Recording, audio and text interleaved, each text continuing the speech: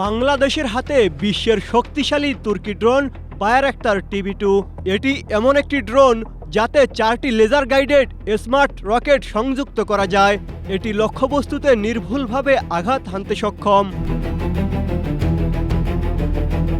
Bayraktar TB2 ঘন্টায় 129 kilometre থেকে শুরু করে 222 কিলোমিটার গতিতে উড়তে পারে। বেজ স্টেশন থেকে 300 কিলোমিটার দূর পর্যন্ত ড্রোনটি চালানো যায়।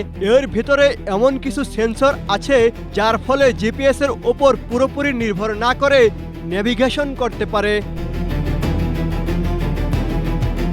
সর্বোচ্চ 700 কেজি ওজন নিয়ে উড়তে পারে এই ড্রোনটি। স্ট্রবেরি সুপার ডটেড ও ক্লাসিক ভ্যারিয়েন্টে সেন্সেশন জাগুক শিহরণ। মোট জ্বালানি ধরে 300 লিটার। ড্রোন টেক অফ, ল্যান্ডিং সহ পুরোপুরি স্বয়ংক্রিয়ভাবে পরিচালিত হতে পারে।